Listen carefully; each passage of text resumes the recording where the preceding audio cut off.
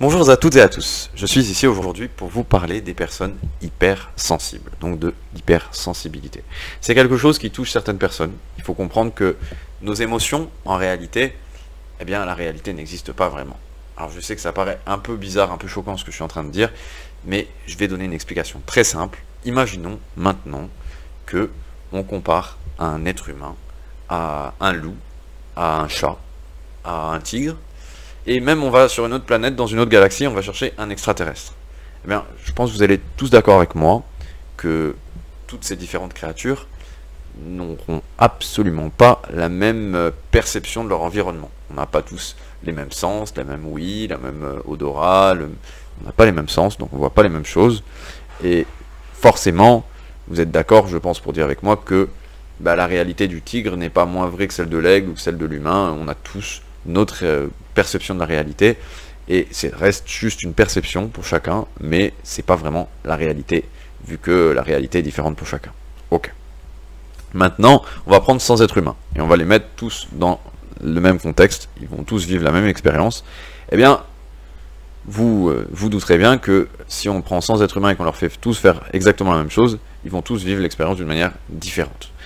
Pourquoi? On a tous à peu près ce qu'on peut dire les mêmes émotions. On est d'accord pour reconnaître qu'est-ce que c'est que de l'amour, qu'est-ce que c'est que de la peur, qu'est-ce que c'est que de la colère.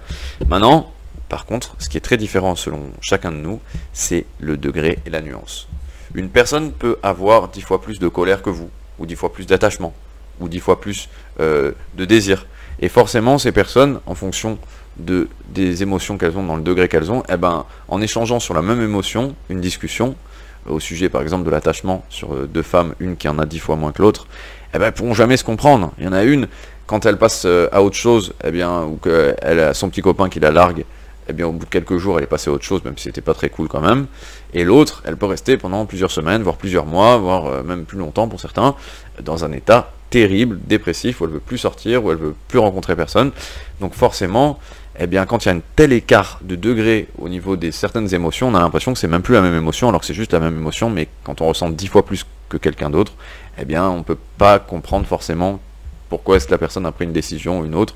Donc la bonne leçon à retenir, c'est qu'on a tous la même palette d'émotions, mais pas aux mêmes nuances, pas au même degré. C'est pour ça que des fois c'est difficile de se comprendre entre nous, malgré qu'on parle des mêmes émotions.